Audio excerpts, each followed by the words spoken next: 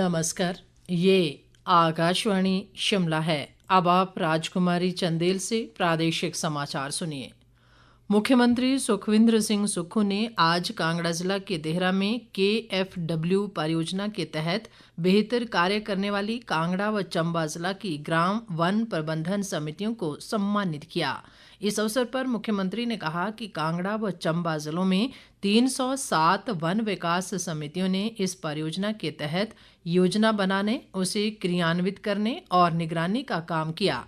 उन्होंने कहा कि वनों का संरक्षण न केवल जलवायु संतुलन के लिए आवश्यक है, बल्कि ये नदियों के उद्गम, मिट्टी कटाव की रोकथाम, जैव विविधता की सुरक्षा और लाखों लोगों के जीविका उपार्जन से भी प्रत्यक्ष रूप से जुड़ा हुआ है।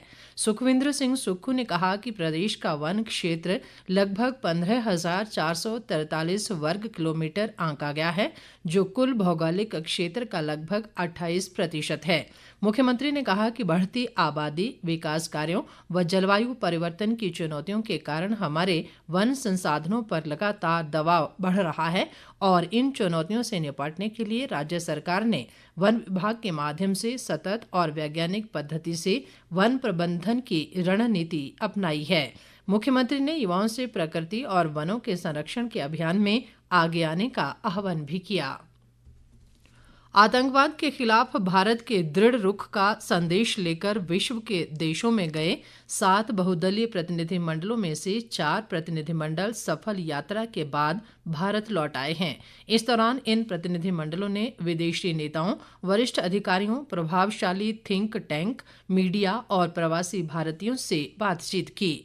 शिवसेना सांसद श्रीकांत शिंदे के नेतृत्व में सर्वदलीय प्रतिनिधिमंडल संयुक्त अरब अमीरात, Liberia, democratic Republic of Congo गणराज्य और सिएरा लियोन का दौरा करने के बाद आज भारत लौटा।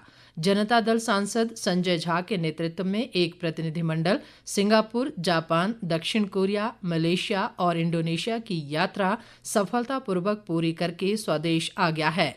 उन्होंने कहा कि सर्वदलीय प्रतिनिधिमंडल भेजने का संदेश ये था कि पूरा देश आतंकवाद के मुद्दे पर एकजुट है। ऑल पार्टी डेलीगेशन जाने से सरकार जो भेजी उसका एक बड़ा मैसेज सब जगह लोगों को ये जरूर आश्चर्य लगा कि पूरा देश इस इश्यू पर एक साथ है, टेररिज्म के खिलाफ, और सारे पार्टी के लोग एक वॉइस में बात कर रहे हैं।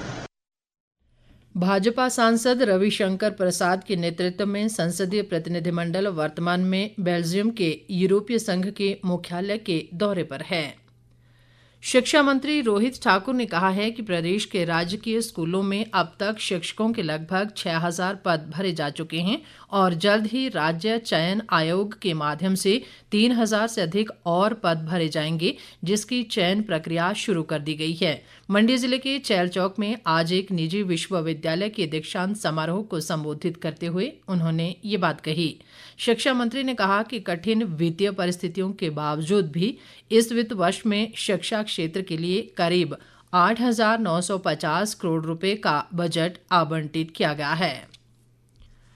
चंबा जिला के साच पास दर्रे पर कल देर शाम अचानक हुई बर्फबारी व हिमस्खलन के चलते कुछ वाहन फंस गए, जिनमें पर्यटक व स्थानीय लोग शामिल थे। चंबा के उपायुक्त मुकेश रेपसवाल ने बताया कि साच दर्रे पर बर्फबारी के कारण फंसे करीब 35 पर्यटकों व स्थानीय लोगों को कल देर रात रेस्क्यू कर सुरक्षित स्थानों पर पहुंचाया गया है, जबकि करीब अन्य 10 लोगों को आज शाम तक रेस्क्यू कर लिया जाएगा।